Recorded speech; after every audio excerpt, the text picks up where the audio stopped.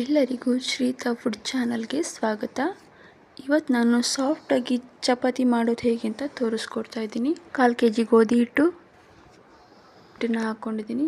ರುಚಿಗೆ ತಕ್ಕಷ್ಟು ಉಪ್ಪನ್ನು ಸೇರಿಸ್ಕೊಂಡು ಸ್ವಲ್ಪನೇ ನೀರು ಹಾಕ್ಕೊಂಡು ಸ್ವಲ್ಪ ಗಟ್ಟಿಯಾಗಿಯೇ ಕಲಿಸ್ಕೊಂಡಿದ್ದೀನಿ. ಇವಾಗ ಒಂದು 2 ಸ್ಪೂನ್ ಎಣ್ಣೆ ಹಾಕ್ಕೊಂಡಿದ್ದೀನಿ. ಇದನ್ನು ಕೂಡ ಚೆನ್ನಾಗಿ ಮಿಕ್ಸ್ ಮಾಡಿ ಕಲಿಸ್ಕೊಂಡು ಒಂದು 5 ನಿಮಿಷ ಎತ್ತಿಡ್ತೀನಿ. 5 ನಿಮಿಷ ಆದಮೇಲೆ ಅದನ್ನು ಚೆನ್ನಾಗಿ ಉದ್ದಕ್ಕೆ ಬರಬೇಕು.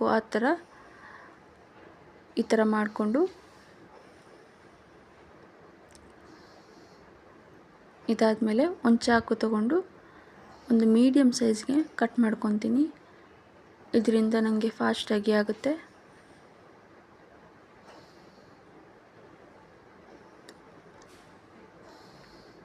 ಅದಾದಮೇಲೆ ಅದೇ ಪಾತ್ರೆಗೆ ಎಲ್ಲದನ್ನು ತೆಗೆದುಹಾಕ್ಕೊಂಡು ಒಂದೊಂದನ್ನೇ ಲಟ್ಟಿಸ್ಕೊತೀನಿ.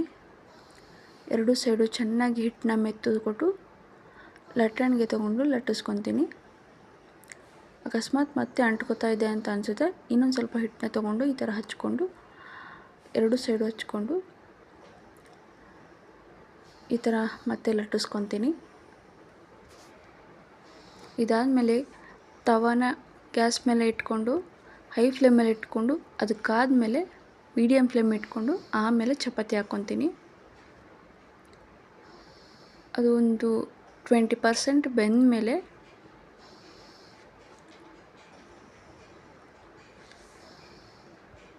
ಅದನ್ನು ತಿರುವಾಕೊಂಡು ಎಣ್ಣೆ ಹಚ್ಕೊತೀನಿ.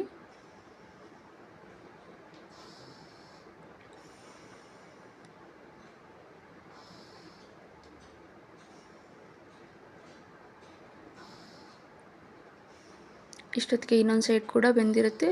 ಮತ್ತೆ ತಿರುವಾಕೊಂಡು ಅಲ್ಲಿಗೂ ಸ್ವಲ್ಪ ಎಣ್ಣೆ ಹಚ್ಕೊತೀನಿ.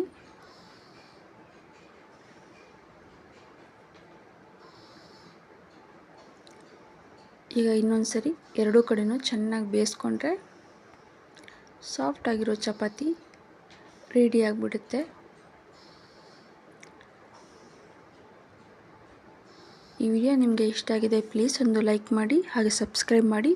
Thank you.